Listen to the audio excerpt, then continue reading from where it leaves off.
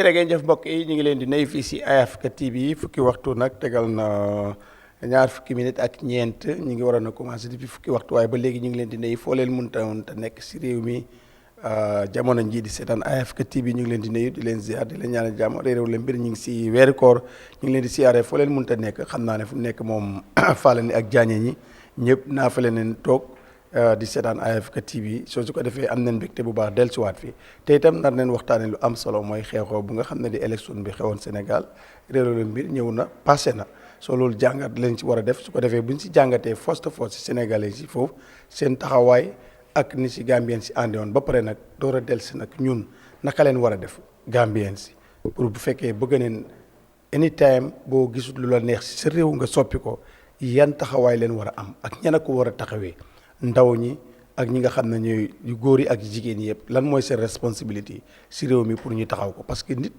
soo nekkee si réew da nga war a am responsabilité si réew da nga ko war a jox ak xam ak yelleefam always ten da wax ne warloo taxaw di laajte lan la ma suma réew defal waaye yow war nga réew mi war nga waxte lan laa defal suma réew responsabilité boobu bu ko ndaw amul rek pour réew mi mu muuf dafa nekk problème te nag gis neen ko si Sénégal nekk suñu néebo yu jegewante loo xam ne ñu bëri dañ dee wax ne saala cabinet soo moo tax léegi dañ ko war a waxtaane land from lu nga xam ne am na Sénégal te support bu bëri Gambien si doon nañ ko def li nga xam ne mooy Sénégal decide bi nga xam ne def nañ ko tey change seen nguur indi lu bees soo loolu nag dëgg-dëgg loolu leen bëgg a waxtaane naka suma gan ñi naka leen gisee loolu ak taxawaay boobu Sénégal am naka leen ko jàngatee tey su fekkee ne Gambie boor ne ko am lan leen war a am lan leen war a teg ba am lu mel nii du yomb nag parce que ñoom yàgg nañ si ñun nag dañ mun na wax ne rek den door a door waaye ñu am ndaw ñu nga xam ne den xaw a génnee seen loxo si doxale ni réew génnee seen loxo si politique te loolu mun na tardel politique yi réew mi ba léegi muy nekk si benn loxo yi nga xam ne ni comme système bu ñu bëgg mu change dafa jëfeen benn parti rek leen gis mu fay wax système change loolu nu mu bëgg a def ndaw ñi dafa war a dugg si bopp ndaw ñi pour ñu xam ko xam ne lépp lu nga xam ne mu ngay dox si réew rek ndaw daf si war a bokk te gis nañ ne right now sooy seet sax exécutif bi ndaw bëriwu fa ba léegi ay mag rek ñoo fa nekk bat loolu nag moo tax tey ñi am fi gan yi am solo Mamadou Kourang tey ñëwaat na si kër gi moom tam am nañ ko fi waaye am nañ fi tam ba Thierno Gueye mu nekk youth active youth nu mu tuddati sax activiste bu am solo xale bu loxoom set la ku am xam-xam la moo tax ñu indi ko si biir kër gi nar a jàngat ponk yi ma tëggal leen soo nu maa def rek nuyu Mr Kourang once again ñu ngi laa nuyu ñëwoon neen fii before waxtaan fii lu yaatu te itam ñëwaat nga ñu ngi laa nuyu di la dalalaat beneen yoon si Eyeafrica TV am nañ mbégte si yow bu baax saa yu la soxla nga bàyyi ittee yëpp ñëw ay suñu ñu ngi laa dalal once again si Eyeafrica TV. asalaamaaleykum wa rahmatullahi taala wa barakaatu ñang jërëjëf di la nuyu di la santa si sa liggéey bu rafet bi ak Eyeafrica seen plateforme bi nga xam ne use nañ ko di jàngale waa réew mi politics bi nu mel di follow up loo xam ne moo nekk élection Sénégal live di welcome Mr Gueye tam sun guest bi di youth activist tey ñëwoon nañ fi ba fekk foog na campagne bi bés bu mu waroon a jeex si lañ fi ñëwoon waxtaan lu bari nag ci fi coalition bi bu fa nekk ak endorsement yi nii ak yooyu so xam naa lu ñu waxoon daal ku dem seet audio bi vidéo bi di nga gis lu bari loo xam ne waxtaan nañ ko ci tey ñëw na tam xew na te xam naa ne fu mu nekk ni élection bi jeex na gaa yi ngi wax ne foog na provincial results bi ñu ngi ko génnee tey di wone ne Diomaye ak Pastef ñoo win 54% or so fu mu nekk nii foog naa comme noo ko waxee candidates yu bëri si ñoom tam ñoo xam ne ñu ngi doon contest ak ñu di doon contest aspirants lañ woon ñoom tam génn nañ woone ne nangu nañ élection bi nu mu demee kon loolu daf laa woone ne élection bi it was free and fair parce que kenn ci candidates yooyu koo xam ne mooy main contender bi tam Mr Ba moom tam génn na di congratulate the winner Diomaye with Pastef so yeneen candidates itam noonu kenn woo ci ñoom woonut ne élection bi àndut ak yoon so gis nañ congratulations to Sénégal ak waa Sénégal ñëpp congratulations to Pastef ak ñoo xam ne lose nañ sax congratulations to them parce que pour accept election nga lose sakatuma nga nekk nguur tam nga lose nga nangu loolu is a big achievement so loolu is maturity because ak nu mu di xew yi am nañ ko lu bari sax lu ñaaw ñëpp wax nañ ko wante mujjee bi moom lañ doon ñëpp ñaan ne mu mujjee si lu baax so foog naa it's a very big lesson tey te am na lu bari luñ si mën a waxtaan jërëjëf Mr Kuran ma dalal Thierno yow moom miin nga kër gi yow tam ñu ngi laa dalal si Eyeafrica TV jërëjëf Mr Niang kontaan nañ trop pour ñëwaat fii waxtaan bi nag waxtaan bu am solo la parce que lu xew Sénégal si waxtu bu mu xew is very significant lu tax parce que ak xew-xew yu bëri ñu ngay xew si sub-region bi yaa ngi understand so dafa mel ni yi nga xamante ne ñu ngi ko gis si sub-region bi su ma waxee sub-region bi nag West Africa laa nekk di wax gis nañ lu xew Mali gis nañ ay coups yi nga xamante ne ñu ngi fi xew gisoon nañ ñetti réew yi nga xamante ne génnoon nañ ECOWAS lu yàggut sax te lu taxoon ñu génn rek ay politics bu naxari seen dëkka la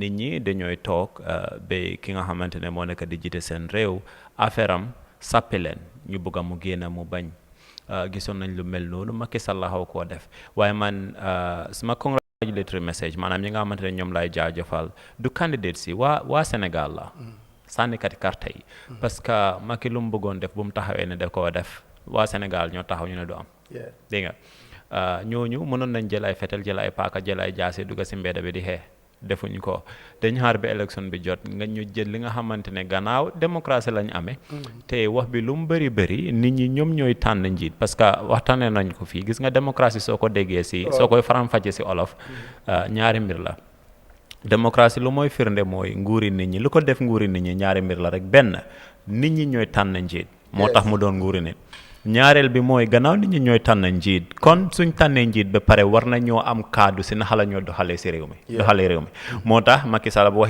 mu waxoon dafa dem taam nit ñi taxaw ne du fi am lu tax parce que démocratie la war nañoo am kaddu si réew mi nu mooy doxee so ñu taxaw wane seen kaddu waaye fan lañ gën a wane seen kaddu mooy si seen sànni carte te fii xam naa waxtaan bi dafaa ñëwee fii waaye fii la Gambia war a jàngee bis gis nga sa njiit su defee li nga xamante ne def la naxare bu rexee xam moom bu xuloo ak moom waxtu boo ko jox dina jeex te waxtu boobu su jeexee moom place am bi dafa mën a toog unless yow nga ne ko toogaatal yow yaa ko joxaat dégg nga kon su fekkee da nga bëgg a wone sa kàddu nga bëgg a wone sa doole nga bëgg a woon sa njiit liggéeyam rafet na wala bon na xaar ko si carte bi waa Sénégal lii lañ def te man kontaan na si trop moo tax may congratulatory message maanaam ñoom laay jaajëfal trop parce que taxaw nañ taxaw bu set liggéey bu set jël seen décision bi nga xamante ne dafa leer nañ amuñ troisième tour de amuñ deuxième tour de do we have a second round no parce que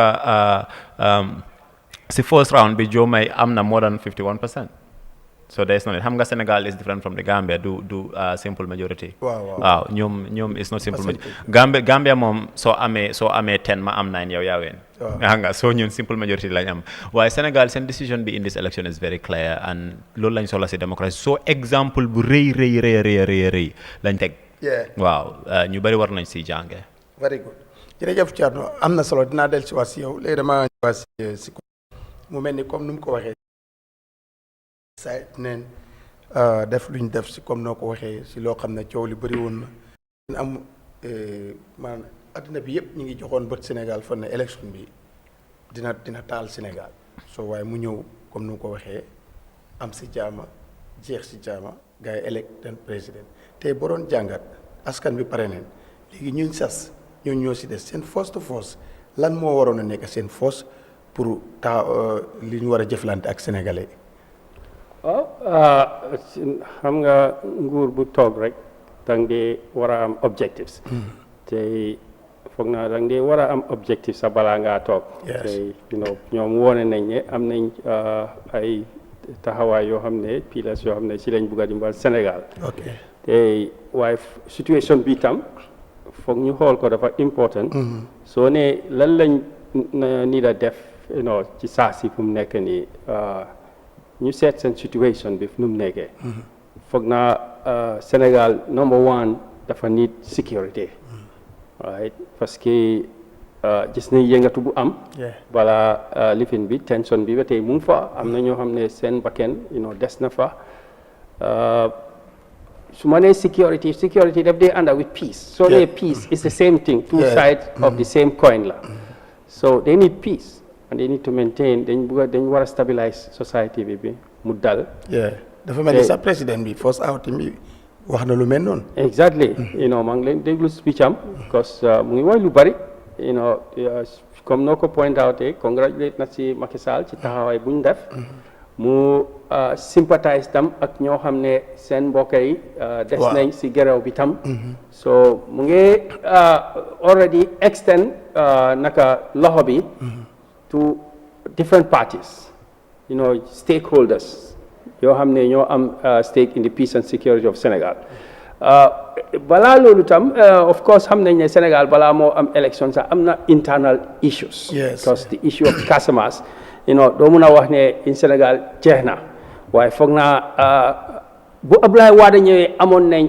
a great opportunity Macky ñu am a great opportunity te in this situation si lañ gën a am more opportunity to find a lasting solution because boo xoolee xam nga government bi da nga ko dee xool si ñu ko jiitu tey gis nañ Pastef gis nañ ne waaw Diomaye mooy président bi wante Ousmane mooy leader of the party bi tey moom he was a governor in Ziguinchor mayor in Ziguinchor foog ma ne gëj naa dégg mayor in Ziguinchor mu nekk so close to power in Dakar so that is an opportunity lu ma miin mooy moom am na understanding ba pare what is the situation ci area bu mu nekk in Casamance in Ziguinchor tey politician la in central Dakar so am na understanding about the government and the civil society and the technostructure of the society in Senegal so that meaning that moom dina mun a nekk koo xam ne right dina nekk source for the party and for the government pour mun a indi a lasting solution to them how they do that they have their advisors am nañ seen stakeholders xam naa ne dialogue moo si gën a am solo mais son bi first outing wax na loolu na ne dineen waxtaan ak ñëpp ñu nekk si opposition bi ak ñu am xam-xam te nekkuñ si nguur civil society bi ñëpp dina waxtaan ak ñoom ñu dajale yëpp indi ko teg so that's very important loolu fi ñu starté foofu is a good move right second point mooy economy bi because ñoom ñëw nañ si agenda boo xam ne promise of social and economic change right ñu indi changes yoo xam ne ci economy bi both structurally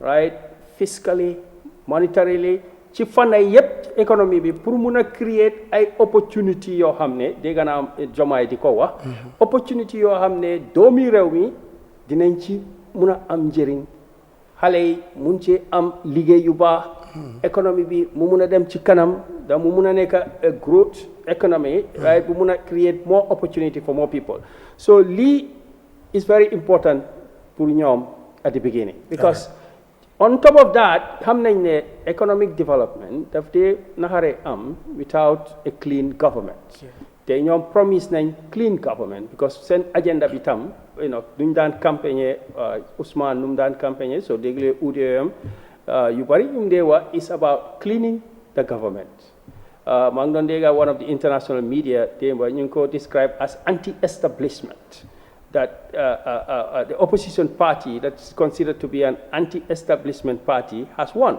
Anti-establishment nekkut ne dañ bañ like lu nekk di xew waaye comme ñu ñoo wax is another name for systems change right to pour nekkut ne njiit bi rek a war a jéem foofu wala ministère yi rek ay wàcca and so on waaye society bi ni moo doxee ci wàllum économie ci wàllum educational system health system all the systems yoo xam ne moo dee form government bi noo ko war a doxalee nga wécceeku ko pour mu gën a indi loo xam ne moo gën askan bi te loolu nekkut loo xam ne dafa nekk ci àdduna bi fu mu nekk def ñu nekk ci umba or ci secret no ku ko bugg a def te sa government bi am na will bi political will bi mu fa comme ñoom te am nga mandate bi comme ñoom fu mu nekk nii right already examples mu fa all over the world ñoo xam ne transformative leadership ñëw na in Southeast Asia in East Africa right in some countries in South America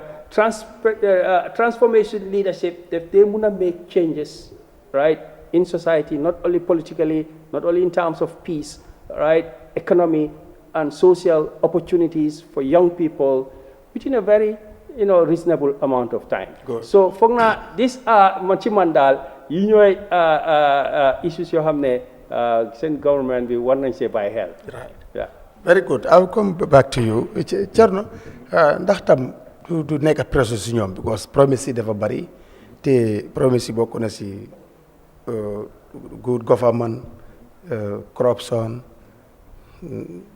feebar war a faju dund gi ndax yooyu itam sénégalais itam foog ñu am patience because du war a ñëw rek ne ji léegi bëgg mu sax léegi ndax tam ñoom du nekk pression si ñoom because dañ jiite askan bu nga xam ne ni ñoom daanaka duñ la dee may chance da ngay def léegi ñoom ñi taxaw fale di def leneen.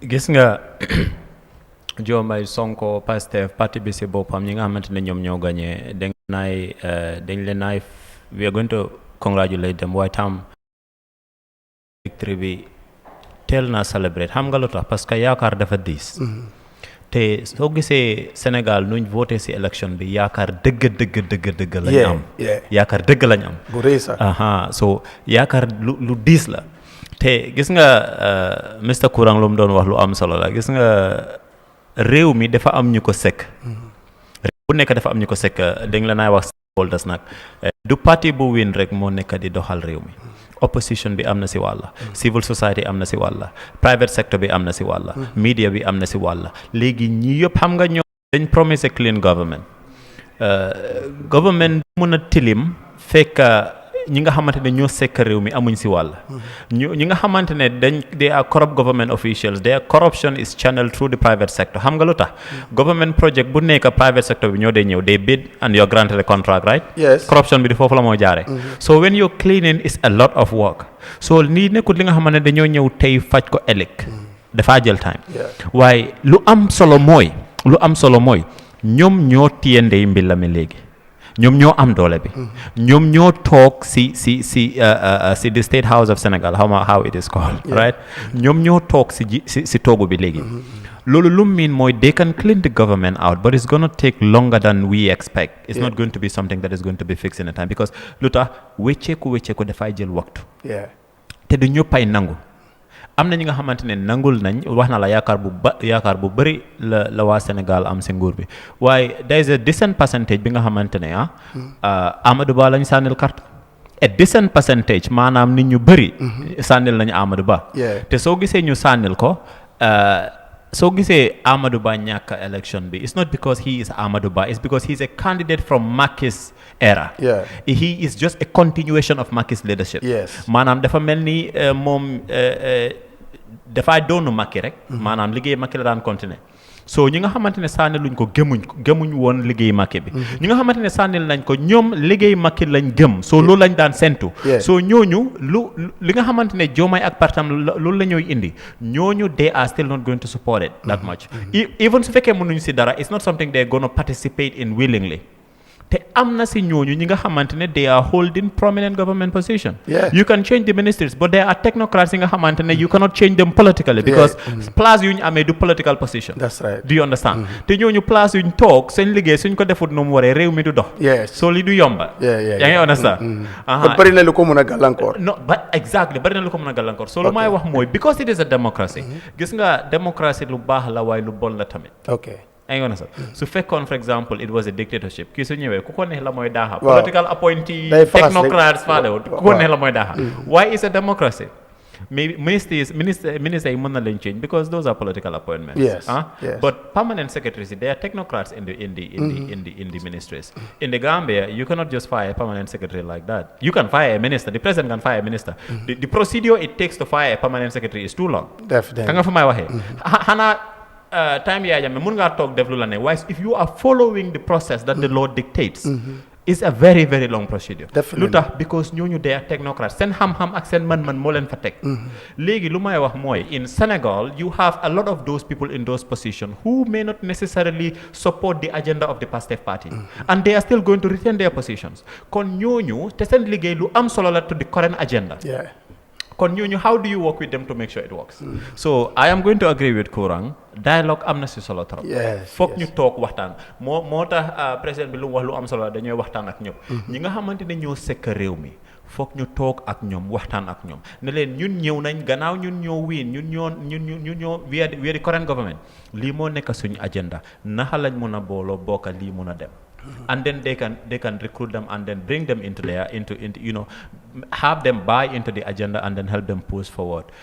Man noonu laa ko gisee waaye du li nga xamante ne nag dina gaaw. Man am naa yaakaar dina nekk. comme ça waa Sénégal duñu amee yaakaar si ñii am naa si yaakaar because ay ndaw lañ. li nga xamante ne lu mun ta xew si Sénégal seen kanam la xewee. foofu lañ juddoo right and foofu lañ magee.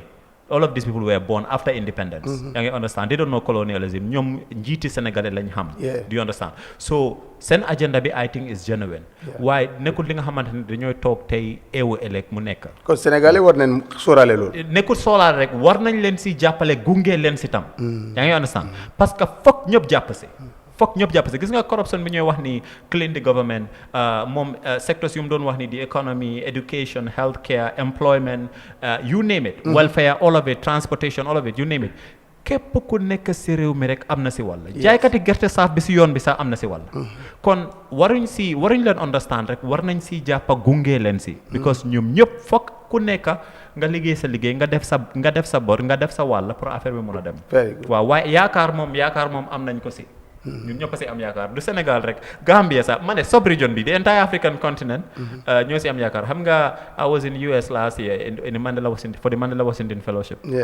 So am nañ the alumni the Mandela Washington Alumni Network bi nga xamante ne over 700 young Africans from every African country ñu ngi fa. Election bi ñu ngi ko doon waxtaanee. So def ñu jox yaakaar trop nit ñi ñëpp Afrique yëpp ñu ngi toog di bàyyi xel Sénégal ak ñi nga xamante ne ñoo ñëw lan la ñooy def. So yaa xam nga this year 2024 is the biggest year. It has the more elections than any other year in our history. There is a lot of so right now xam nga Sénégal pare na. ñu ngi doon waxtaan si groupe ñu ne léegi ñu ngi bàyyi xel South Africa because ñoom tam seen election bi is this year. foog naa is going to be in May. So ñu ngi bàyyi xel. def neen waaw ñu seet South Africa EFF bi that is the economy EFF moo nekk Malema ñu ngi bàyyi xel ñooñu tam seen election bi. Malema so du Sénégal rek Afrique yëpp am yaakaar si lii.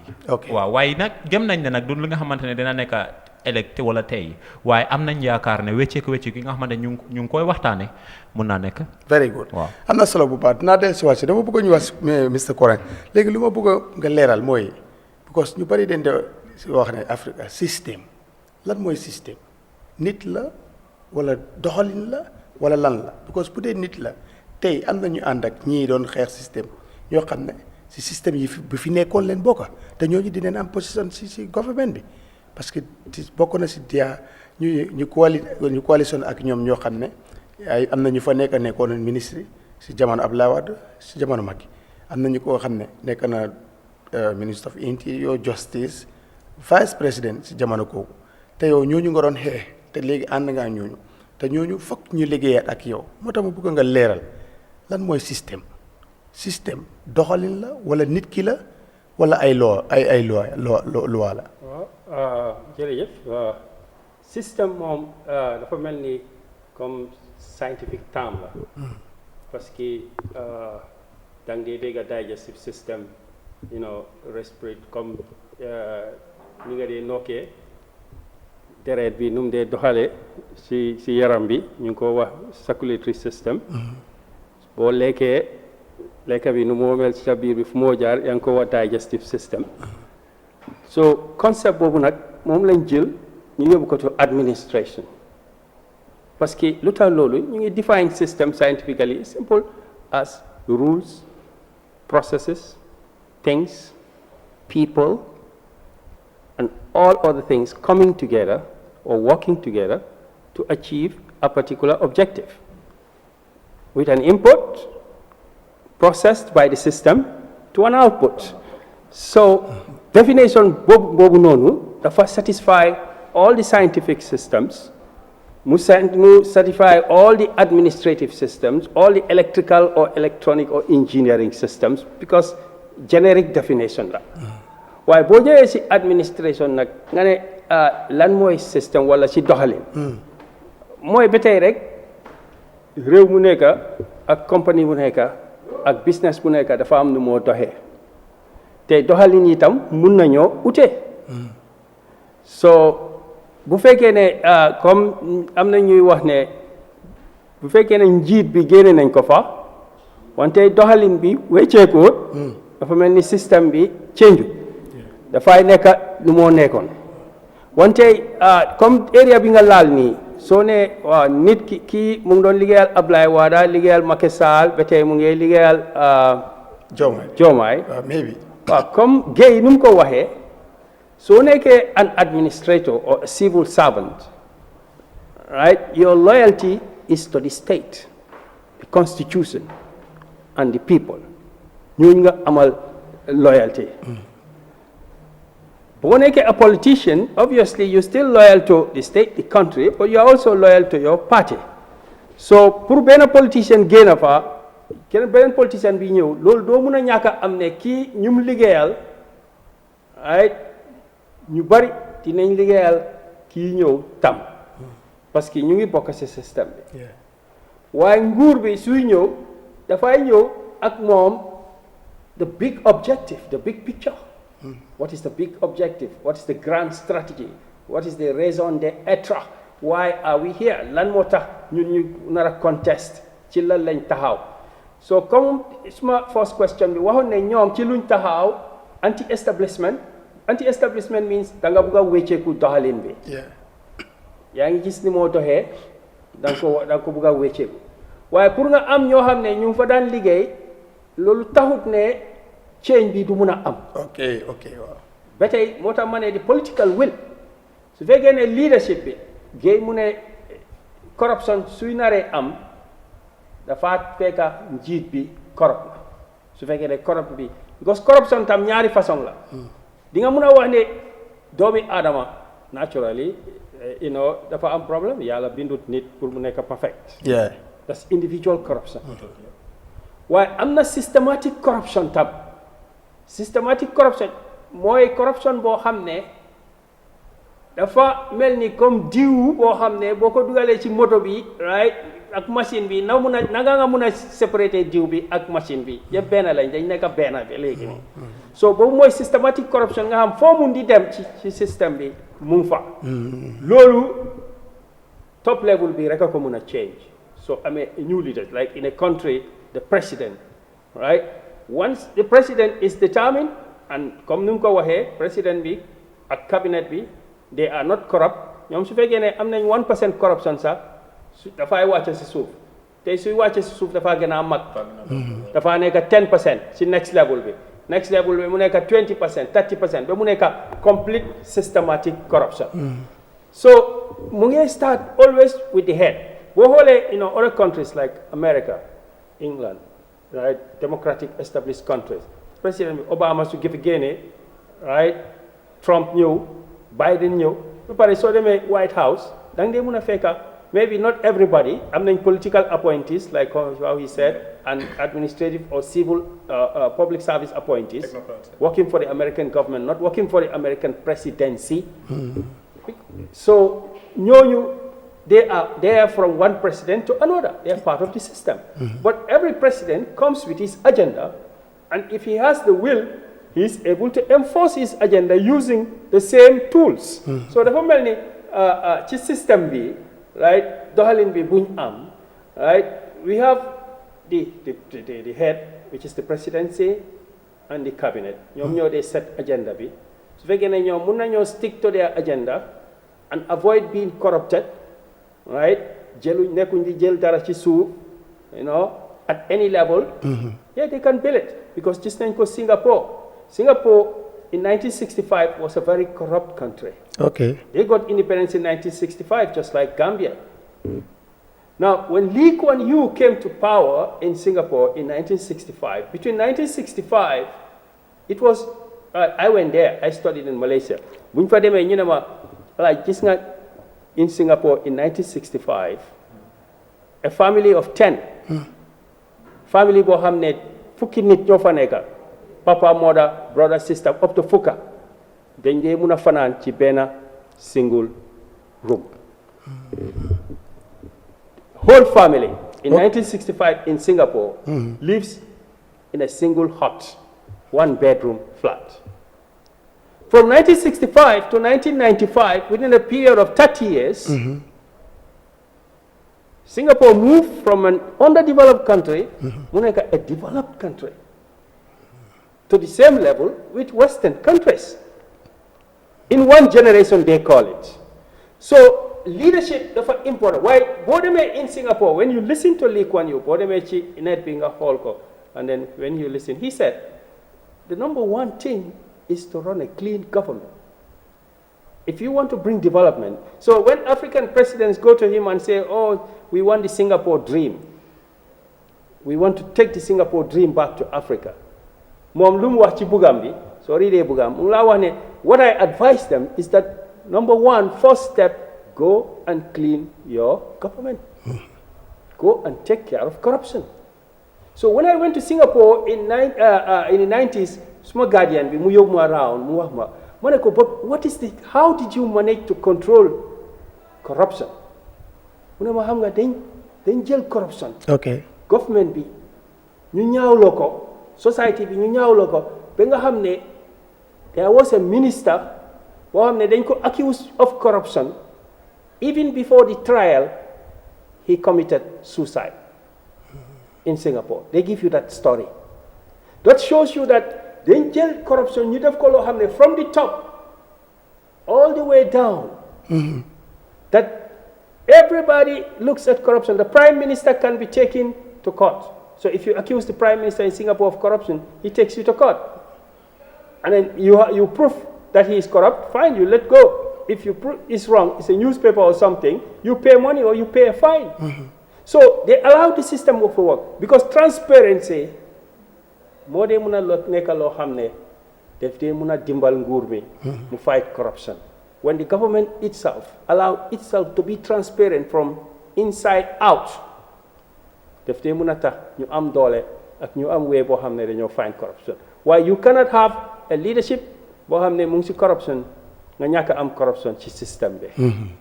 loolu du yomba. No, loolu du dina nekk almost impossible. Interesting. Next to impossible. loolu am na solo exemple bi am na solo ba dama bëgg ñu waa si Thierno xam nga ne Macky tam mën nga ko waxal lu ne pour que xam ne when you come to development am na lu mu def Sénégal so loolu tam ndax du jox pression gars yi because balaa ñoo def break record am si lu mu développe Sénégal ndax loolu tam Sénégalais duñ nekk di wax ne ñii duñ yàkkamti comme ñun nuñ ko nekk di waxee daan ñii kay daanaka liñ fi jëlee defaguñ fi dara ak yooyu noonu comme ñun daam nga dañ ko doon ñu bëri léegi boo demee round di laaj ci askan mi dañ la wax naan bu fi jàmmee ñëwaatoon sax nangam ndax loolu du daal Sénégalais yi fooguloo ko.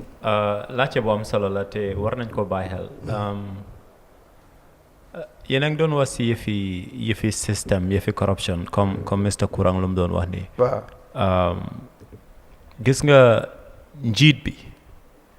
mun naa setal nguuram waaye gis nga the buy-in of the people pour mu mun a bàyyi gis nga num example bu mu give in Singapore for example the reason is difficult to have something like that in Senegal the reason is difficult to have something like that in Gambia is this ñun suñ gaay the only way they can do what they are doing is through corruption comme ñi nga xamante ne ñoom ñoo nekk di njëriñoo si mbir mi duñ mun a jiite pour génnee loolu noonu xam nga yaa ngi maa dégg ki nga xamante ne taw moo koy tax a dunda kooku du la wax nañ dem tëj taw mi nañ tëj asamaan bi bu ndox bi daanu. déedéet léegi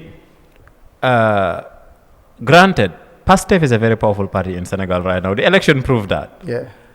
The people the caliber of people in that party maanaam nit ñi nga xamante ne ñoo fa nekk jikko yuñ jikkoo si kàddu yi nga xamante ne lañ déggaangum ak ni nga xamante ne di way they carry themselves through the election nit ñi nga xamante ne lu ñuy wax dañ ko gëm dañ si dëggu te dañ koo def. dañ ko def but what I'm trying to say is there will be resistance to this There is always resistance to change. Wherever you go, I agree with you. There's always technocrats in Hamantine. They are administrators. They will work with every government that find them there because they are not serving the president or the regime. They are serving the people, and therefore, whatever regime that comes, their job is to do their job, right? But what I'm trying to say is corruption moves through a lot of things. It's not just the leader. It goes through a lot of channels. You understand? So, for example, when we say xaalis bi nga xamante ne dugal nañ ko si OIC bi anamo loolu du président Barrow di loolu is a whole project dafa am director di kan moo nekk di construct yoon yi it's a private company it's RSK is owned by the RSK family. So if there are kickbacks between those people and the contractor Barrow def si mun dara. No. That is the private sector helping private sector moo nekk di dimbale ki nga xamante ne nguur bi moo ko jox place pour muy liggéey pour muy sàcce si corruption yi. So when I say dafa am ñu sekk réew mi te corruption bi is not just an individual xam nga mu ne système la système bi is people processes resources rules principles yëpp a si bokka. So mu ne input output I agree so dañoo dugal dara for example dugal nañ 1 million or 1 billion dollars soxla nañ ñetti yoon yu baax pour ñu sampa ko so what is the input moo nekk 1 billion dollars boobu noonu process bi mooy nit ñi nga xamante ne ñoo si liggéey the resources the people the companies private sectors and everything and time bu mooy jël luñ bugg a mooy we need this done in 6 months at the end of the 6 months the output is we should have war nañoo am ñetti yoon yu baax because of 1 billion buñ dugalee fii so si biir duga boobu nag sàcc bi ak corruption bi foofu la nekk président bi approve na ko fii ñu appoint ko moom Kurang as the director of the project nu mooy liggéeyee he reports to the president right or he reports to whoever the president says he reports to but he is working with private sectors he does it on a construction company so ñooñu yëpp am nañ si wàll yow laajte boo ma laajte boo am solo la xam nga lu tax Macky try na Macky nit ñi fu ñu amee ak moom problème rek Sénégal ak everyone else moo nekk wen bu mu bëggee am taataam that was it Macky tried Macky did work for Senegal problème bi mooy yow man I remember Macky Sall's campaign xale la woon but when he was doing his campaign almost nu nit ñi bëggee Sonko noonu lañ ko bëggee yow people went out people died for Macky Sall nit ñi génnoon nañ am na ñu nekkoon seen bakkan ndax Macky Sall campagne bi daf daan am ay nit ñi dañ ko gëmoon lu mu doon oote nit ñi dañ ci dëgg woon dañ ko gëmoon dañ ci taxawoon ba mu am ko yaa ngi understand so Macky try na but issue bi mooy gis nga every time ñuy wax njiit yu baax nga dégg ñu ne Nelson Mandela xam nga lu daan Nelson Mandela am solo nekku dara de nekku ne dafa dem prison 27 years ñu every African leader who fight for independence had gone through challenges most of them were in prison ñu bari si ñoom dañ leen rey sax waaye Nelson Mandela bu mu nekkee prison 27 years ñeen ñoo carry on the struggle it was his wife Winnie Mandela it was different other people it was a lot of other people that were fighting for freedom while he was in jail lan moo tax nit ñi di ko joxe exemple soo gisee nit ñu ngi wax Mandela is because gis nga Mandela bu mu demee ba mu génn prison mu nekk président bu mu amee doole mënoon naa fayeeku li nga xamante ne la tubaab bi doon dem nit yu ñuul si South Africa fayeeku wut I did a research paper on transitional justice for NED, the National Endowment for Democracy when I was in the US. I was looking at South Africa, Rwanda and Yugoslavia. South Africa seen transitional justice process bi ba léegi soo déggee Malema mu ngi wax Nelson Mandela is a sellout it's because seen transitional justice bi it was based on restorative justice maanaam dañ bëggoon a indiwaat jaama rek lu ñu leen waxoon mu ñoom seen TRC bi seen Truth Reconciliation Commission bi ku nangoo ñëw si commission bi wax dëgg rek dañ lay baalal duñ si yóbbu kenn kool this was it so ba léegi problème bi di gap bi nga xamante ne maanaam gap bi si yëfi alal between the black people and the white people mu ngi fa ba léegi why do you think they have the EFF it's the economic freedom fighters economic freedom fighter nit yu tubaab yu nekk South Africa bari wuñ but they own most of the land the wealthiest people in South Africa are white people the wealth gap between the black and the whites dafa bëri lu tax parce que seen transitional justice bi didn't address it Mandela when he came he did not address it so moo tax da nga dégg Malema mu ngi yow mu ne Mandela was a sellout maanaam he did not do his job properly Mandela lu tax mu special mooy bu mu demee ba mu am doole bi fayee ko wut benn ñaar dafa def one term mu ne doyal naa jël one term lam def bu mu demee ba mu am doole bi dafa am gor pour mu am ko ba pare ba delloo ko gaay Macky su defoon loolu tey we would be celebrating him you know, the same thing we talk about Adama Barrow. After the 3 years, right now, we'll be talking about him as a good leader. Do you understand? So, Macky did well. Why dafa ñëw ba affaire bi fu moy jexé mu ya xambir mi. Now, est-ce que nit ñi wa Sénégal dañoy jël di compare liggéey Macky ak liggéey ñi ni? Man foguma there should be comparison because nekkul competition. Xam nga lutax? Ñi nga xamantene ñoo ñëw tay di Diomaye mo nekk Pastef. Sen warugal moy li nga xamantene lañ fa fekka nañ ci yokka dara. Okay. Macky fu mu foofu la ñu war a jëlee ñu jekkale mbir mi waaye ñoom tam dañ war a bàyyi xel dara dañ indi seen own agenda te seen agenda bi lu si gën a am solo mooy gis nga anti establishment bu mooy wax nii dina métti de parce que it's very disruptive maanaam wecceeku problème bu bëri lay indi parce que dafa am ñi nga xamante ne they will be affected su fekkente ne yow sàcc moo tax ngay dawal moto booy dawal sàcc moo tax nga takka jabar yoo takk sàcc moo tax nga tëdd si étage boo tëdd kii ñëw tey mu nekk président ñu ne dañoo wecci loolu yëpp dina métti si yow de of course so I really believe they're going to do this like lu ma waa man am naa yaakaar si ñoom trop foog naa tam waruñoo compare ñoom lu ñoo ñëw def ak li nga xamante ne Macky Sall def na ko foog nag nit ñi dañooy bàyyi xel si ñoom li nga xamante ne lañ digle ak the time it is taken for them to achieve those dreams xam nga wax naa la duñ ñëw tey ñu def ko ëllëg waaye tam people ñun expect nañ ne dañ koy def within a reasonable time you know what I mean de war nañ ko def si waxtu bi nga xamante ne xel nangu na ko parce que moom Jonah example of Singapore, it took them 35. He example over 30 years. These people have one term for now. They have one term. Maybe if they win an election, within this first term they have, they can do a lot. Sentu wuñ ne dinañ def yëpp li nga xamante ne digle nañ ko waaye sentu nañ ne dinañ def li nga xamante ne xel dina nangu lii moom day xel war naa nangu ne li nga xamante ne moo leen fi indi ñu ngi siy jéem. That's right. You understand? So within a reasonable time, we expect them to achieve a reasonable amount of result of all the overall objective they came with. Yes. You understand? Why, if you mark it, there would be comparison, of course, but the expectation is ne war nañoo continuer li nga xamante ne lañ fa fekka. Okay. War nañ si continuer loo fa fekka yokk si dara. That's right. loolu am na solo jërëjëf Thierno dama bëgg a ñëwaat léegi ñuy rapport si foofu nag ñëw si suñ bopp because léegi when you come to diplomatie wax na si. ne dinañ gën a réew yi nekk ak xarit Sénégal yëpp dinañ ko gën a lifin léegi fii ñu bëri diplomatie bi relationship bu nekk si mbiri diplomatie si Sénégal ak Gambie ñu bëri dañ ko ŋàññi so lan nga foog ne continue ci dina am si agreement yi am ak Sénégal ak yu nekk because right now Sénélec am na xaalis bu bëri moo de mu ngay jaay Gambie kuréel déggoo nañ si benn bor bu si am xamuñ fan la mujjee ba léegi ba ministre of energy den bu fi nekkoon ministre Diop doon na wax ne dañu am problème sax because bu Macky déclaré ne du taxaw 3e mandat si la gars yi jafe-jafe yooyu ak xool na am ñu mel ni lu leen dog kuréel bi something like that so ñii ñëw du ngaa ñi doxale ñu bëri est-ce que la nga foog ne suñ ñëwee si mbiri diplôme li si Gambie challenge yi si Gambie mën a am. waaw foog nga yaa ngi wax affaire diplomatie bi xam nga diplomatie Gambia ak Sénégal it's like you know dafa mel ni benn dëkk nga xaajo ko ñaar you know dafa am fànn yu bari te doo ko mun a daw you know doo ko mun a daw ci wàllum politically security economics transportation bi you know ci wérgu yaram yaa ngi wax electricity is you know fu mu nekk nii nit ñi dañ dee wax ne ñu ngi si in a global village te boo xoolee Gambia and Senegal is da ngaa ne rek a global compound it's more than a global village doo ko mun a xaajoo 1981 we had discussions since 1965 between Gambia and Senegal. Okay. In 1981, bu ku koy amee Gambia amutoon any other way to solve it.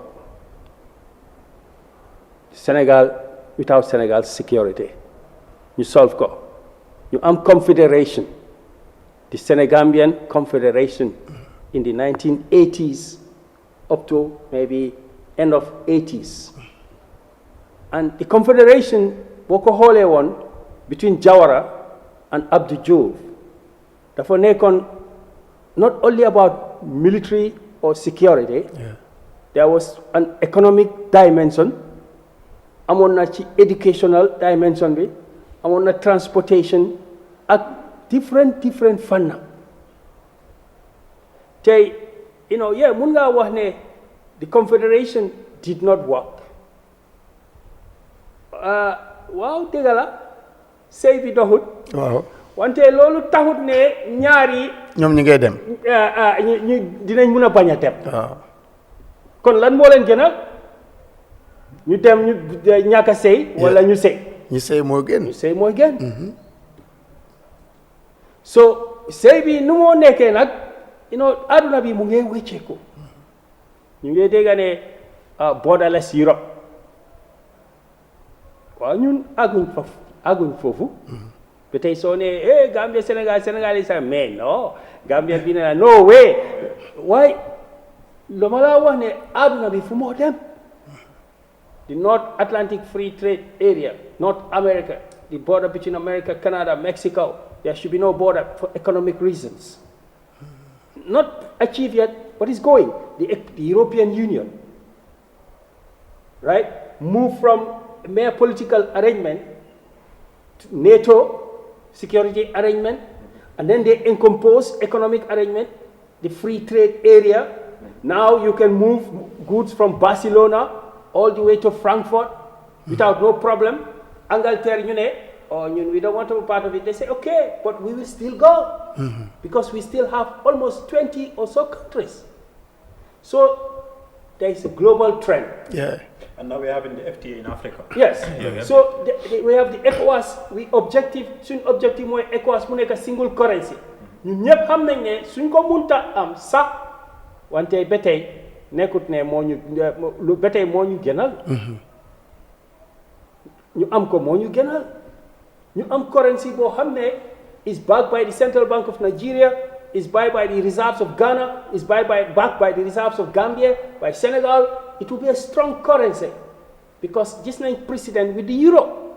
Balaa euro yaa ngi am Norwegian krona, Swedish krona, Finnish krona, Dutch krona, you Dutch mark, the Finnish, the French franc. But now the Europeans say, look, come on. The world is changing. Technology has brought us closer. Life is now so close. If you close the airport in Frankfurt, or the airport in Paris will close because you cannot have one-way traffic for an airport. So it's a global village. If you close Dakar airport, will Banjul airport function? So the securities are interlinked. In 1945, after the founding of the United Nations, these people still went further. ñu dem ba wax ne waaw am nañ United Nations, am nañ the protection of the states, every state has a right to exist. Why we need NATO? So that if you attack Germany, you attack France. Yeah. If you attack Germany, France say you attack us too. That's NATO. If you attack Netherlands, Belgium say bokk nañ. So why can't we say if you attack Dakar, you attack Banjul, and if you attack Banjul, you attack Nouakchott. You attack Dakar or Nouakchott. Yeah. No, for now I'm talking about the Senegambian because these two are inseparable. Because the thing is, then when you are in Antwerp in Belgium, and then somebody else is in Amsterdam, you cannot have a peaceful Antwerp or a destabilized Antwerp and a stabilized Amsterdam. That's the reality. Nekku ne dañ ko bëgg de dañ xam ne doo mun a nekk di bomb Paris fekk Angleterre London mu ngi quiet and calm and nice. It's impossible. And ban Gambian moo nekk di xalaat ne moo foog ne di nga mun a bomb Dakar bring Dakar into chaos and people in Banjul will be nekk si jaama di dalal. No. yaa ngi Ziguinchor mu ngi am jafe-jafe Banjul is stable. No. Or Brikama is stable. No. It's not possible. Absolutely. So lii la Europe tubaab yi realize since 1945 te ñu ngi move from one to the other. ñun nag si Senegambia Confederation mun ngaa wax ne maybe it's not even a bad idea. But the leadership, relationship between Gambia and Senegal, nekut waruta neka ne dafa depend ci waaw kii moo nekk président kii moo nekk président dafa war a nekk ci diggante Gambia and Senegal, not between the president of the Gambia and the president of Senegal. All right. That's a non-starter. The agreement between Germany and France for the security of France, the agreement between Belgium and Netherlands for the security of Netherlands does not depend on the Prime Minister of England, who they can change every 6 months. And they still have, if you attack Britain, you attack France. Yeah. So Gambians and Senegalese have to ask themselves, can you have peace in Senegal without Gambia? And can you have peace in Gambia without Senegal? Can you have an economic developed, stable economy in the Gambia when the economy of Senegal is in doldrums? C'est pas possible. Definitely.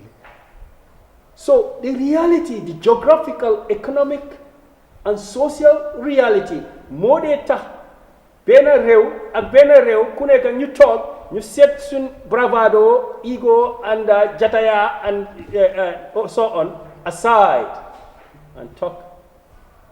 And that's the only situation in Gambia. Every president who comes to Senegal, waxoon naa ko fii last time, foog mu realize loolu. Okay. Every president of the Gambia must realize that. What is important ci man mooy nañ am relationship boo xam ne dafa continuer security, economically, socially, culturally, without depending on any particular president. Yeah. su kii or demee political party. su président beneen ñëwee muy am ay muy continuer. Yeah. muy nekk plateforme boo xam ne dafa continuer. All right. That is the vision they had in Europe in 1945. Establishing NATO. That's the dream they have in the 1980s, came of the European Economic Union. That's how NAFTA came between America, Mexico, and Canada. That's how you have ASEAN, Singapore, Thailand,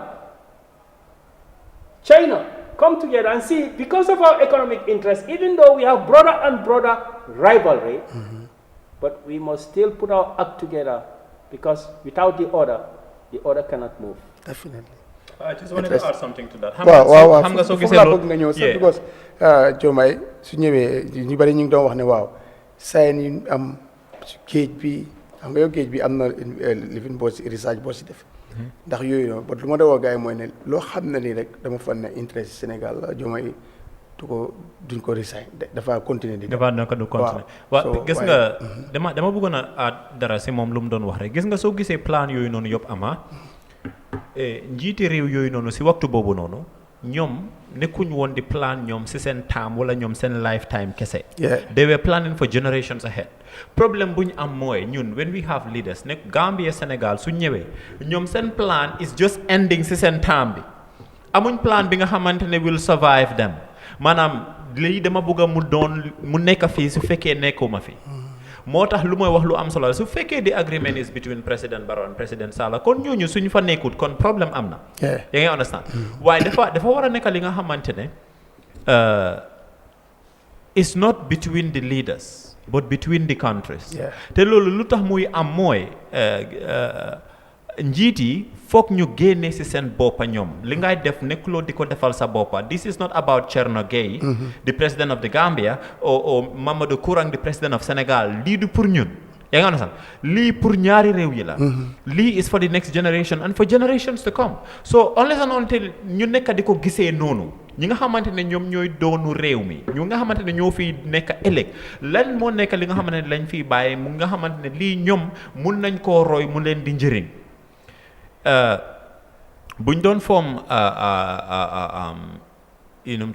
United Nations bi in 45 this was the agreement in 48 ñu binda the declaration the Universal Declaration of Human Rights ñu ko daan binda they were not writing those rights for them they were writing them for generations to come ñu bindoon loolu yëpp dee na none of those people is alive right now but tey in every court you go to in the world, in every problem that happens, you get for Palestine, you Gaza. What are the international laws that you quote? You violate. It's the Universal Declaration of Human Rights. You understand? Universal Declaration of Human Rights, you in Africa, nahalan ko today. African Charter. on human and people's right. yaa ngi understand so am nañ yooyu noonu yëpp those things are here for generations to come léegi ñun we cannot form this agreement xam nga bu mu doon wax fii when he was talking about for example the EU. Right now, we have the FTA. The negotiations are on. They has been on for years now. Why? We haven't been able to, it's taken too much time. That is the African Free Trade Agreement. The agreement is that within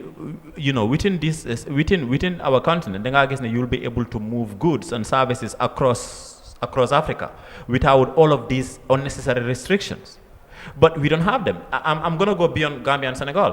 When we were coming back from the US, me and Omar Cham, we had a transit in Ghana. We had a sleepover in Ghana, right? We came up to Ghana, and these people said we had to pay for a visa on arrival, $50. I said, look at my passport. It's a West African passport. It's an ECOWAS passport. Yes. Ghana is part of ECOWAS. I am not paying $50 for a visa because I'm spending one night here. Right? And then, here is the corruption we're talking about. And then, they sent me to this office, New York must be an office, when I had to go to talk to this guy. And Key told me, and we say Ghana is, at least is better than Gambia, let's say, in corruption. Key Munema, I can help you out, but you'll have to bless me. I said, I have no problem with blessing you. So he helped me out, we left. And then he said, so I was like, may God bless you. He was like, no, that's not what I mean. You have to give me something. I said, is it not your job to do what you just did? He said, it is my job. I said, are you not paid a salary? He said, I'm paid a salary. I said, I'm not giving you a dime. Do you understand? So problem bangfa. For munta dem rek, the problem is there. So issue be more. So fekente ne man, I'm not ECOWAS passport. Which means if I come to any ECOWAS country, my case should be easy. If I am at any ECOWAS airport, I should not, Yes. But you are now asking me to pay for a visa on arrival in Ghana. It doesn't make sense. So sometimes even agreements in Yungfa, implement, which is why it is very difficult to fight corruption. Because the president is not worried about the security guard at the airport. Is he? He is not. Why you do the same problem, boss? I'm on the airport. Yeah, no, we are discussing about cleaning government. Wow. So I'm pushing a lot of areas. But that is the issue. But so my issue here is I agree with Kurang 100%. I think the agreements between Gambia and Senegal, and the issue is Lumdon Wahdegala, you cannot have peace in one country. During the political impasse in this country, hundreds of thousands of people left Gambia. Where did they go? Senegal like them. Yeah, last year during our National Assembly campaign, the situation that was happening in Casamas, didn't we have people from Fonyi leaving their homes because of the fight that was happening there? Yeah. So we have practical evidence that you cannot have one country destabilized without affecting the other country. Do you understand? Yeah. So therefore, the only thing that makes sense for me is for these two countries to decide on how to work. And geographically, Gambia is literally inside Senegal. Ñun Senegal mu ngi ñu wëree side bu nekk. Do you understand? Economically, every goods and services ñu ngi koy exchange. So ñëwee si fi ports. How many ñaata moto ñoo xamante ne si Senegal lañ ko dem jëlee because si port boobu noonu la day ñëw. Yeah. You understand? Bari na trop. So it doesn't make sense. Health-wise, if you have a complication in this country, fan lañ la day yóbbu? Senegal. The only time nga dégg nit génn na fi dem bitim réew is because it cannot be solved in Senegal, but mostly that's what you have. So we have all of these dependencies. There are so many dimensions to this. So it only makes sense ñu am agreement bi nga xamante ne it will survive the presidents making those agreements. It's for the country and not for the individuals within these countries. Good. Yeah. Very good. So, thank you very much. mbokk yi ngi seetaan Eyeafrica TV wala Eye Radio gi ngeen ñu ngi waxtaanee lu am solo waaye léegi da dañ àgg si cappaandaw gi si lu dem si loo xam ne mooy Sénégal boo lu xew yëpp Mr Kurang lan la si Gambie mun a jëlee luñ si mën a jàngee suñ ndaw ñu luñ si mën a jàngee suñ leader yi luñ si mën a jàngee suñ politiciens luñ si mën a jàngee ba ñu mun a téye ñun tam wala mun a téye suñu réew mi ba mun ne jëriñ ëllëg ba lu maanaam lu ñuy ragal pour ñu dal parce que war nañ si mën a jàngale ne ba luñ bugg a lu askan bi war a lu leen neexut lu neexut askan bi si seen kilifa ñu taxaw ñoo wax leen ko wala ñu génnee ko.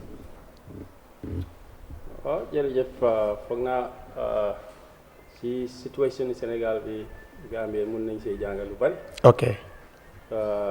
soo ñëwee si politiciens yi gis nañ affaire si nu mu doxee naka lañ ko mun a jàngee mooy ñu seet ñoom mistake yoo xam ne both sides def nañ ko or one of the sides def nañ ko ak décision yoo xam ne politicians yi jël nañ ko tey décision yooyu noonu ban implication lañ am waaw dañ dee mën a commencé si naka si nguur mi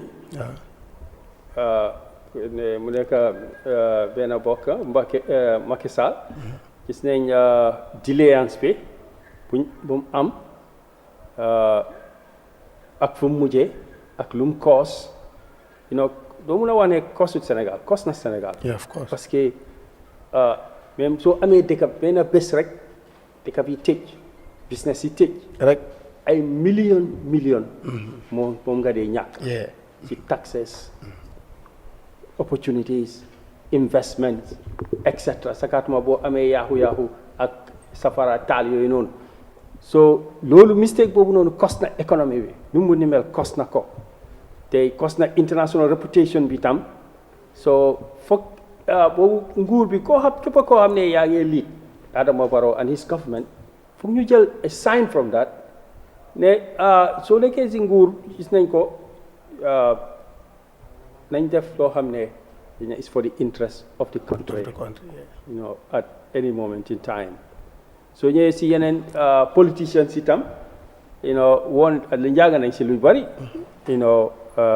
balaa ñoo jógee si Macky tam def na smart move parce que ci nga dee xam ne yes make na mistakes but he is a smart guy bu mu réaliser ne mbir mi foog mu dem daal train bi foog mu roll on mu cooperate with the constitutional court seen décision bi mu jël ko implement ko loolu is a smart move parce que mënoon naa def bu bag boobu bu watara bi bu watara waaw moo bag boobu mooy watara bi te bag boobu lañ fa génne woon waaw so mënoon naa def loolu something like that tey loolu du doon jëriñ moom du doon jëriñ opposition bi doon jëriñ Sénégal waaye so loolu moo tax ma ne la Macky di smart move moo tax foog bu Diomaye di wax tam mu congratulate ko that was a good step forward foog mu recognize because jël na hard decision boo xam ne favor wut ko waaye he knows mooy reality bi mooy loi bi mu ànd ci soo ñëwee si opposition bi tam jàng nañ ci lu bari keroog ñu ngi doon toog fii ñu ngi doon wax ne Ablaye Wade naka endorse na Pastef ndax endorsement am na effect or not 1 2 na décision bi mënoon ngaa ñàkk a jël décision nga xaar ba first round bi jee ñun am na ñu doon wax ne waaw décision bi moom soo ko jël ko rek ñu doon xaar first round ñoom léegi amatuñ lu ñoo wax so moo tax ma ne la decision making is important dafa important trop pour politicien nga xool sa réew at any point in time because boo nekkee di xool sa réew nekkuloo always di xool sa interest mistake daf dee danga ko dee mën a avoid so boo ñëwee si yeneen fan ay youth si tam population bi tam taxaw nañ parce que Ousmane Sonko ak Diomaye ñëw rek mënuñ ko na def Sénégalais yi dañ leen jàppal ñu gis ne luñ fi amoon mooy Abdou Diouf génn Ablaye Wade PDS ñu génnee ko taxawaay benn bokk Macky Sall benn bokk yaakaar Macky Sall tey dañ bugg a loolu dafa nekk culture boo xam ne ñun sénégalais yi gis nañ ne loolu mooy yoon bi nekkut ne dañ bugg a waxuñ ne président bu faa génna moo desa am xam-xam daan kuy ñëw wan tey ñun dañ bugg a ànd ak jamono bi te jamono bi àdduna bi mooy lan 2 terms suñu mayee waa ji ba am 2 terms moom def na xalaatam ci 10 years wala lu ko wóor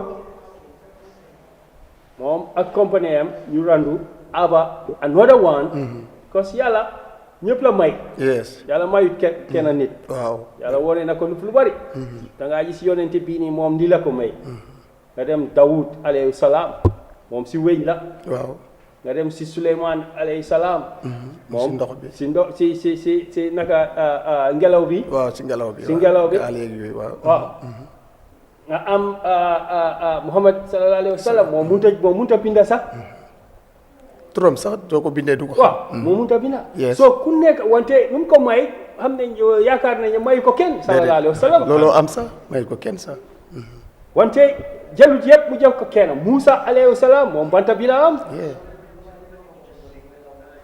nguur tam noonu la mel benn président amut yëpp non benn political party amut yëpp yes so loolu moo tax jamono bi pour société bi Sénégal bu ñu buggee ànd ak jamono bi mooy 10 years ñaari temps boo ko defee xëj na sa xalaat bi nu mu mun a yaatu no dooleem bi wàññeeku na keneen ñëw ok bu àndee si loolu ñu taxaw si nag ñu gis ne changes am na so in Gambien si tam dina ñëw pour make time of decision am na ñu dee wax ne nekkul si constitution bi waaw nekkul si constitution waaye loolu taxut ne waaye askan bi mu ne jël seen taxawaay bi mun na tax loolu am gis ne waaw first of all war nañoo gis ne loolu am na dinañ war a pressure suñ parliamentarians yi parce que constitution bi mu fa soo ko dalee ne nga ne waaw nekkul si constitution bi ok fine but there is a proposed constitution spend nañ si $120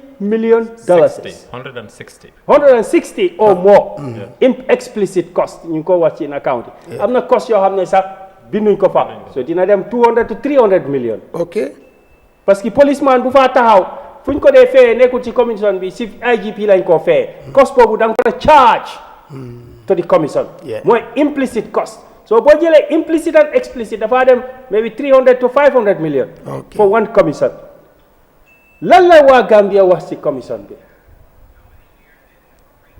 ñaari fànn 2 terms 50+1 moom la waa Gambia bugga Sénégal jaar nañ si loolu léegi def dee naxari sax pour nga mun a compare Sénégal ak Gambia because fuñ taxaw ñun taxawuñ fa ñoom ñu ngi taxaw si 50+1 ñun ñu ngi taxaw si winner takes all simple majority winner takes all ku am rek yaa moom yëpp waaye Sénégal xam nga ne ñëpp ñu ngi yaakaar ne foog nga dalal nga tey parce que di nga yaakaar ne dinaa aga place boo xam ne dinaa soxla ñeneen so dafay tax leading opposition ak government bi yëpp dañ dee mun a tey parce que dinañ xam ne dinañ soxla Sénégal yëpp laa soxla pour win 51% su ma butee 51% dañoo dem beneen round so da ngay nekk di bokle moo tax bu ñu waxee ne Ablaye Wade ndax Ablaye Wade lu tax muy dem si benn bokko jamono bi loolu la laajte parce que soo ne 50+1 49% dañoo nekk nii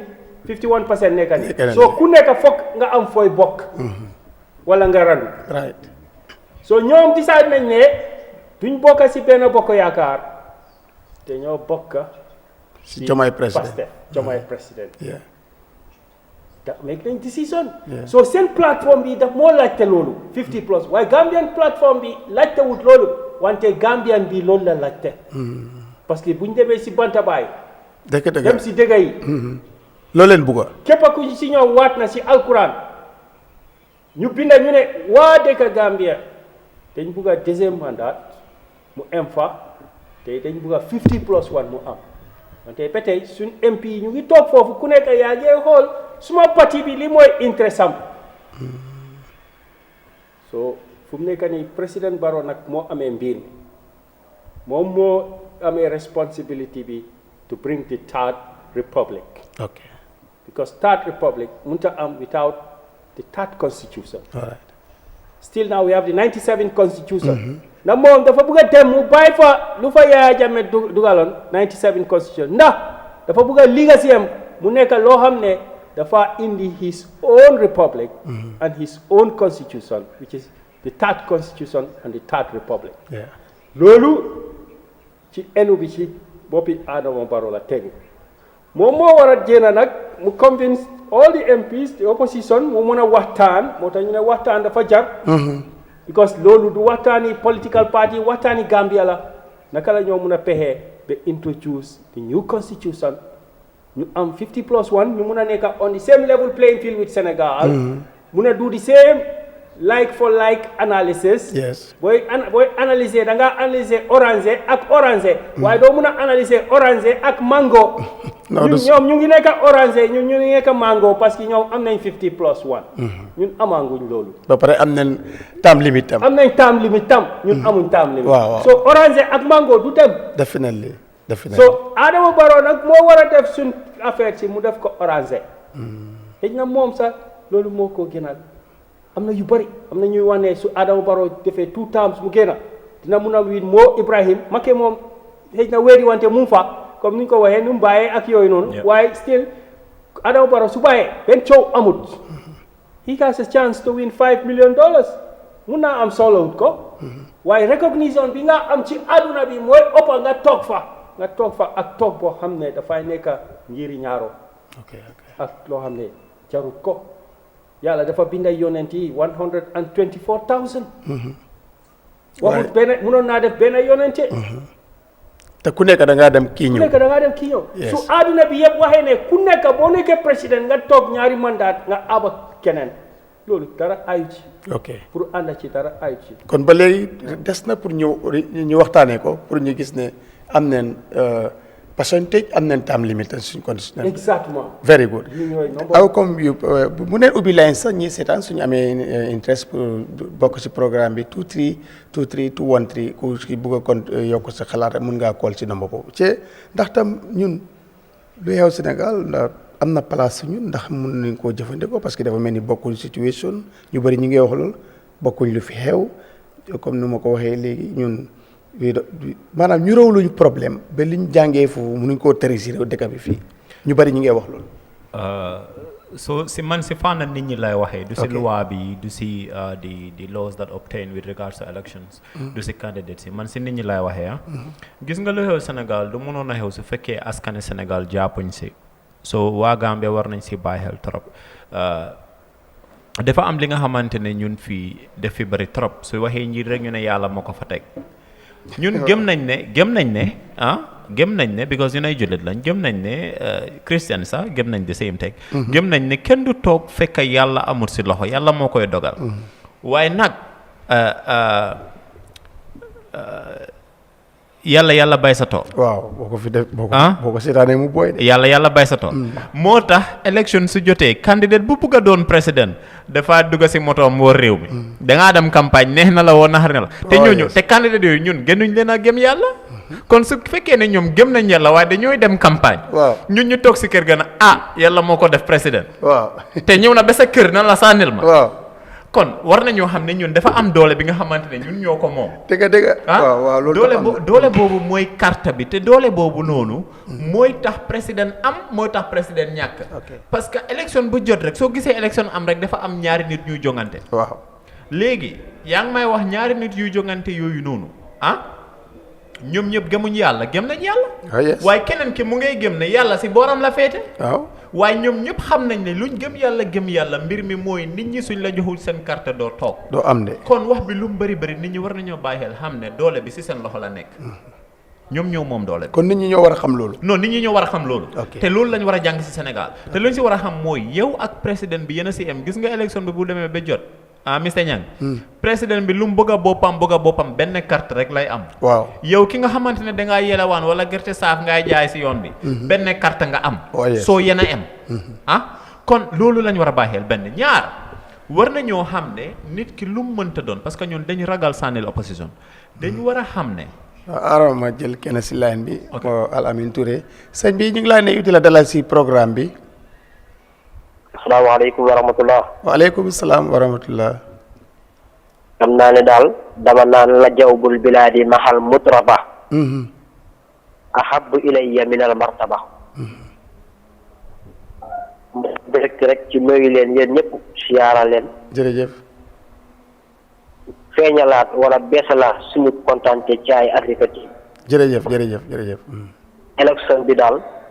Sénégal dara rawuñu ci te yéen a ko waral. ndeysaan am na solo.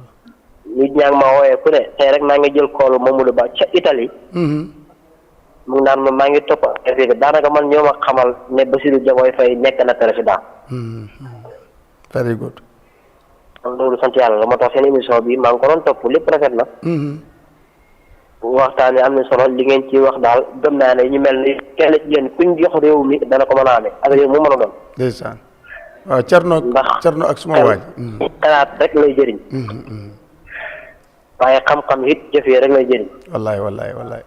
moo tax kontaan nañ lool ci programme bi ñu ngi leen di topp waxtaan bi am na solo. jërëjëf jërëjëf. moo tax ma ñëw indi leen abyaat boobu nga xam ne bayit bi ma wax dafa tënk li ngeen di waxtaane yëpp. ok borom ma xamatu Hariri wax na ko ci téeréem bi.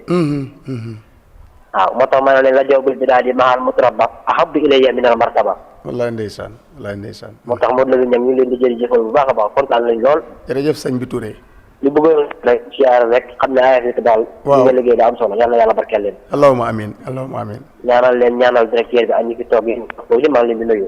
jërëjëf jërëjëf Touré. jërë ngeen jëf ñëpp. jërëjëf Al Amin Touré ñu ngi ko nuyu moom waa Daaru Riwaan leen.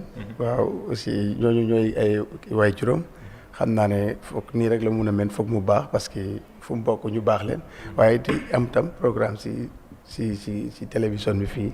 di fi ñëw di wax ak li nga xam ne ñooy julliti si weeru koor bi. ok mun xam nga fu nga nekk ma jékkale rek. waaw dama bëggoon lu ma doon wax mooy nit ñi ñoo yor doole bi. te njiit itam gëm nañ yàlla waaye dañoo dem campagne parce que xam nañ ne nit ñoo tax ñu toog. léegi lu ma bëgg ak ñu xam waa Gambie lu ma bëgg a ñu jàngat mooy gis nga waa Sénégal dañ taxaw ñu ne ñoom luñ bëgg a lii la ñu leeral ko nañ si seen élection bi.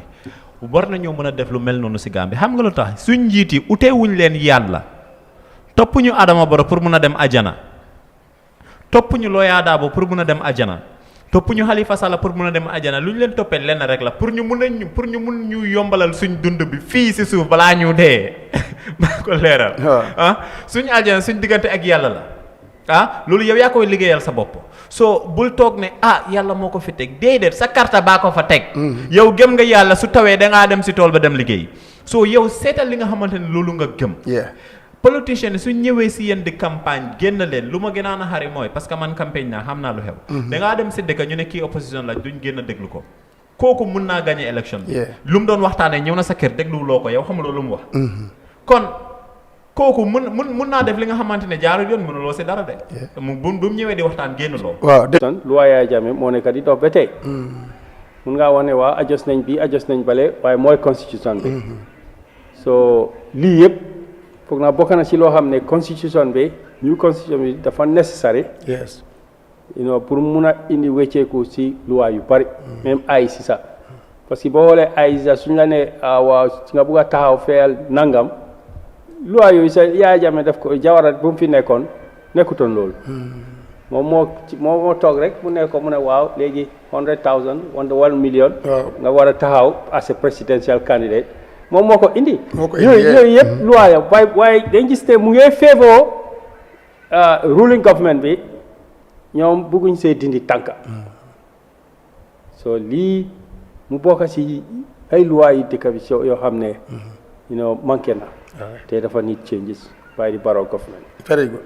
dama bëgg a ñëwaat si coono léegi am na government bi am na agreement yu bëri yu mu def ak yeneen European Union ak yeneen dëkk yi spécially si suñ mbiri port suñ mbiri géej yooyu am na agreement yu ñu am ak European Union am na agreement yu ñu ci am ak Sénégal par askan bi dañ si nekk di jooytu ne Gambia gisu si boppam.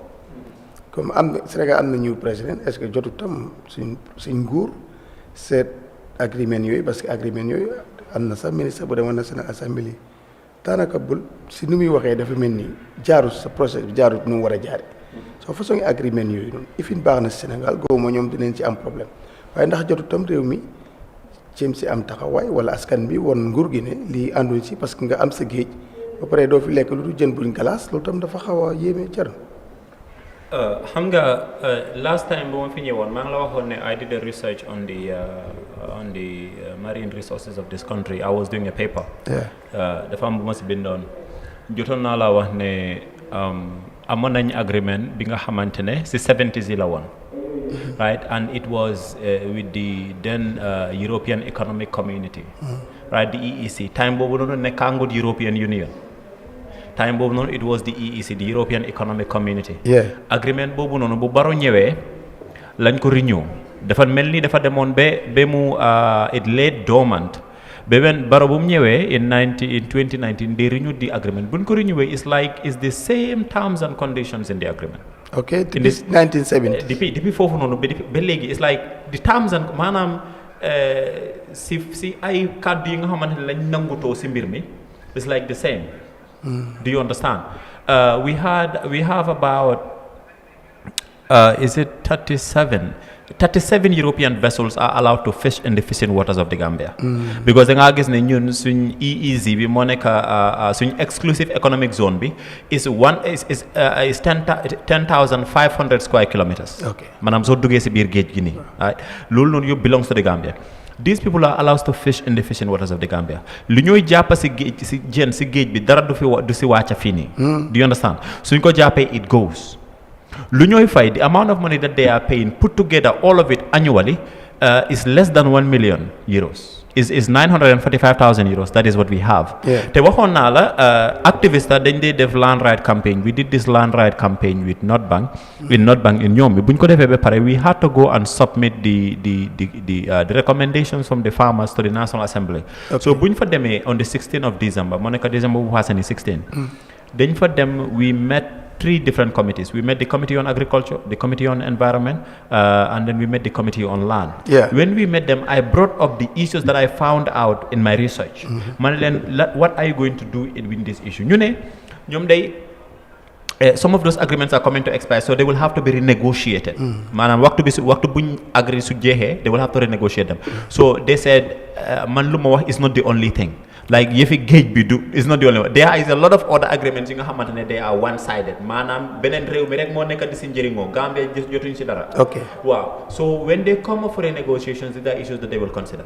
waaye lu ma bëgg ñu xam mooy loi bi moo ko maye façon agreement yooyu noonu they are supposed to be public knowledge. Maanaam nit ñi war nañ ko mën a gis.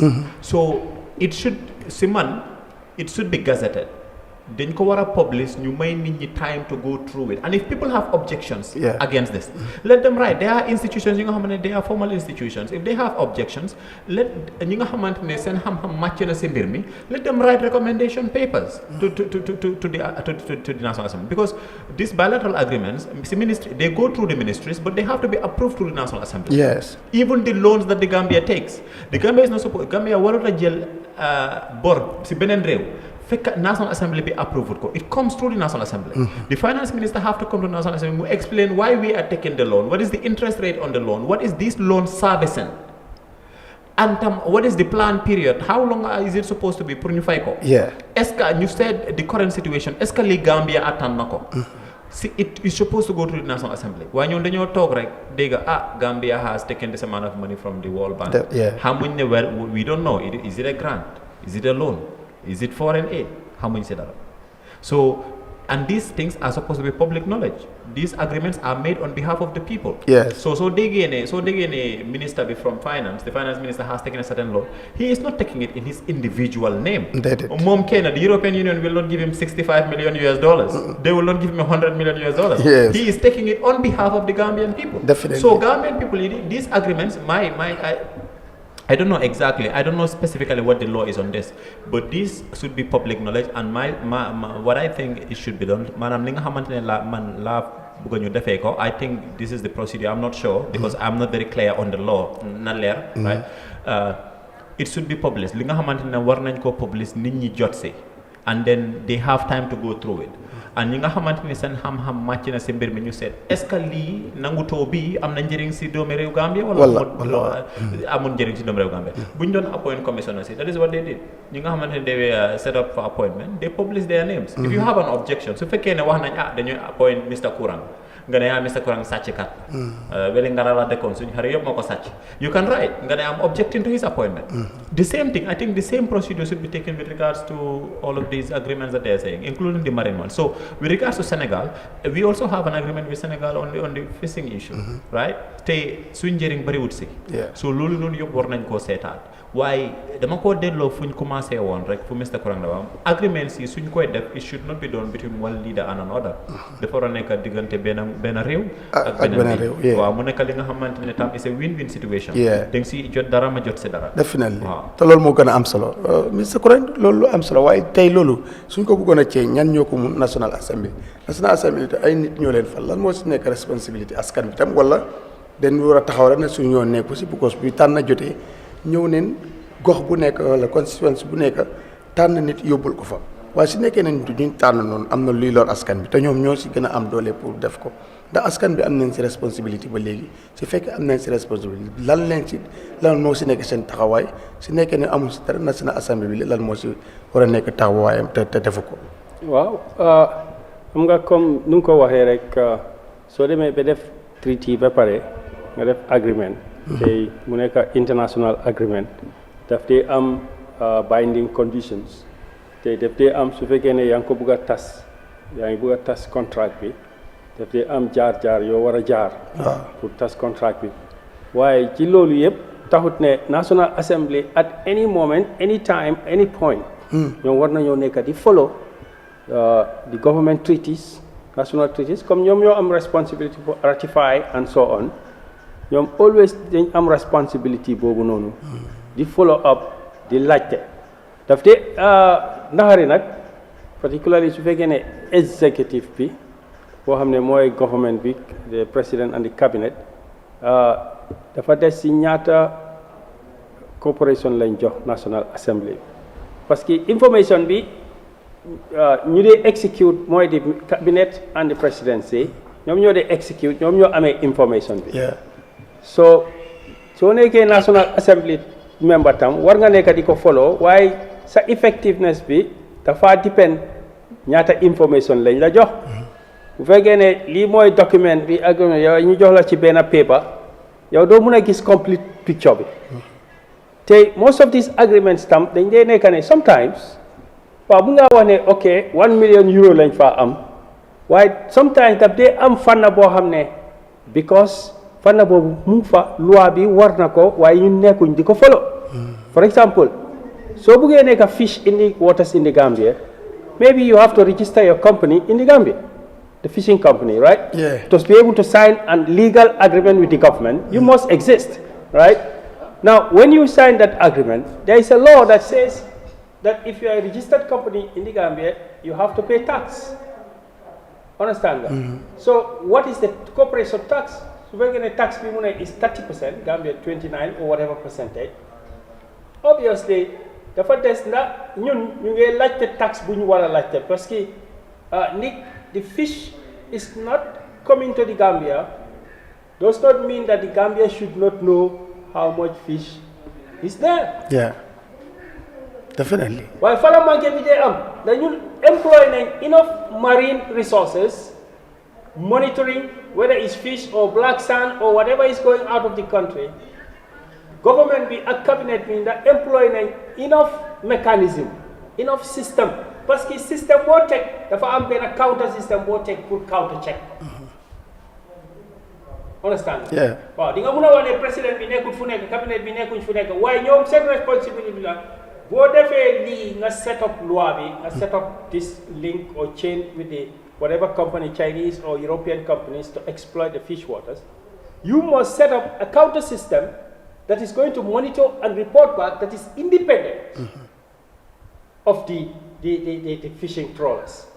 So that monitoring and reporting and taxing in any agreement, there is no way can mënuma convince ne di nga sign agreement nga wax ne waa Gambia jox nañ license to this fishing trawler waaye ñun waruñoo xam li nga yow ñaata jën la mooy téye waaw jën bi mun naa dem fu nekk because it's international market. You go to where the price is higher. Even Gambia, that's good for us. Why? Understand nga su fekkee ne the price of the fish is more valuable in Brazil or in Germany foofu la gën a am foofu la gën a jar benn kilo xëy na dafa nekk in Germany for maybe 100 euro boo ko jaayee marché Tanje or let's say 10 euro boo ko jaayee marché Tanje mu ngi dem for 5 euro.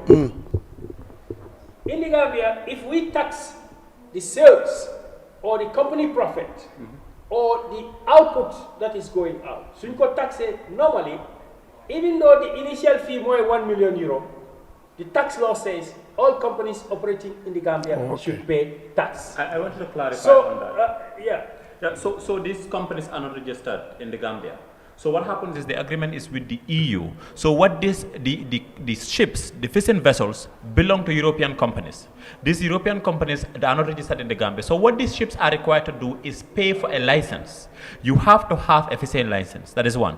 This is under the Ministry of Fisheries, right? So you have a fishing license. That is one. Two, you pay for authorization to fish in the waters. That is where this money that I'm talking about comes from. The less than 1 million euros. That is one. Two, the other benefit that Gambia gets is these fishing vessels will have to take on board Gambian people to teach them how to fish. That is the other benefit that Gambia has. Do you understand? So this is the agreement. I don't know if you read, remember the issue with Dr. Banja. Dr. Banja is a permanent secretary at the Ministry of Fisheries. And he was caught in a corruption scandal because Golden Leeds, the Chinese fishing company in Tangier, during the COVID-19, they were banned from fishing.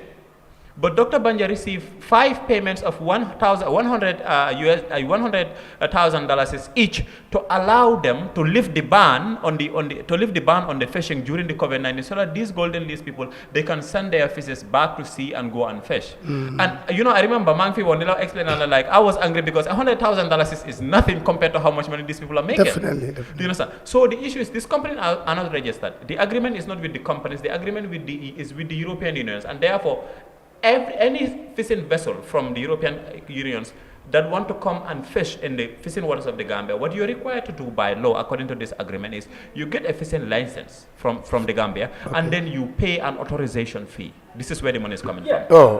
Sometimes. So let me clarify. They also know how much fish they are catching, but the Gambia is not getting any money from that fish. Do we know, Gambia? Do we know? Yes. Can I find the record somewhere? Yes, I can share the document with you. I can share my research. I can share my research paper, but also the reference material, the agreement itself. You can have it. Yes. What they are catching every day. Not every day. They have per annum. These people. What they are catching. Yeah, why I'm interested in as a tax man, as a government tax collector. I know, number one, there is international tax law, right, which has double taxation relief. Mooy ne su fekkee ne register wala in America sax. Waaye boo demee mun ngaa toog fii léegi loolu moo nekk di xew. Google is not registered in every country. They're doing business in every country, right? Most of the companies, CNN, they are not registered in every country, but they can do business in every country. So what happens is that even though they register in this country, but if you produce and earn money, we're going to pay tax. Okay. Because they have tax exemptions. When you go to, they have tax. I know people. No, this company specifically, these people specifically have tax. This is according to, I will send you all the. According to GAIPA, they have tax exemption completely. They also get preferential treatment if they want. But who gave them tax exemption? The government. Completely. The government. Completely. The government. Yeah. So then they can give it. They can tell them take all the fish and take. So this is the gap. So at the end of the day, we come back to the same thing. There is no like a country boo xam ne da ngaa dem buub resource bi nga yóbbu ko doo fay loolu amul si àdduna loolu amul fenn su fekkee ne sa government mu ngi koo def kon dafa mel ni maybe at the beginning ñoom ñu seen boppa ñoo xam ne ñooy cabinet bi maybe something happened loo xam ne they don't act in the best interest of the people. No, you know what I think? I think we should have we should have an episode being a I'll bring this research document, new review. It's like 3 pages, good no. Right? But what I can do is I have all the reference material as well. Okay. I can reference everything where everything is coming from. This is coming from documents from GAIPA, coming from the very agreement I'm talking about. The document itself. This is public knowledge. These are public documents. I'm just saying. Right? So we can review that and discuss it. Because the issue with the tax exemption, man moma genajo problem.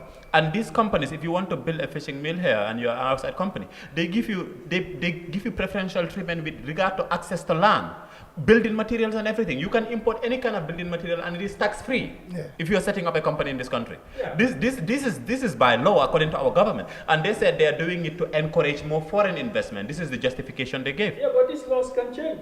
They can. But there is no country where you just go, like I said, the Ginla, the black sand, the gold or diamond. There's no country where you can go grab it, give us chicken chain, and then you go away. And that country don't have the right to change. All right.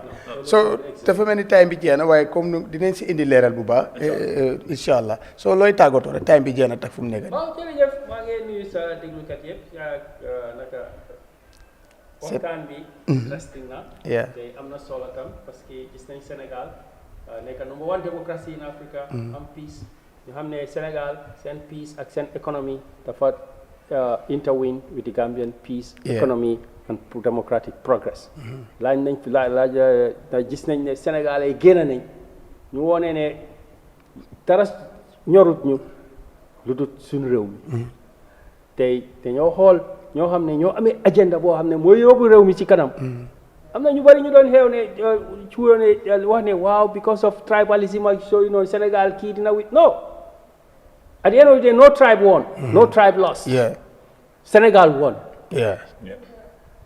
very good jërëjëf Mr Koren Mr Gueye looy tàggatoo man suma tàggatoo dina dem si nit ñi rek as always I'm always with the people lu xew Sénégal firndeel na ne suñ soxlay benn wecceeku si biir réew mi mun nañ koo indi ñun nit ñi te du jar xeex du jar xuloo du jar saaga du jar ngiiroo du jar ŋaayoo am nga sa carte sa doole foofu la nekk soo élection su jotee wone ko ñu xam ne tam dëkk bi ñoo ko bokka ñi nga xamante ne ñoo jot a jiite ngum réew mi nañ bàyyi xel ne nit ñi yaakaar moo tax ñu teg leen fu ñu leen teg kon yaakaar boobu nañ góorgóorlu di ko matal jërë ngeen jëf jërëjëf Mamadou Korang jërëjëf Thierno Gueye jërëjëf yéen ñi doon seetaan Eyeafrica TV tey lii leen fi amaloon di leen dox di daje incha allah ëllëg dinañ fi del si yeneen fànn amal leen programme yi nga xam ne ni loolu moo ñu ñor pour ngeen am seen xibaar yu wértu góor kon di leen jaajëfal bu baax a baax si seetaan bi si réew mi ak si bitim réew ñu toppoon programme bi ñu ngi leen di jaajëfal bu baax di leen ñaanal jàmm yàlla moo ko am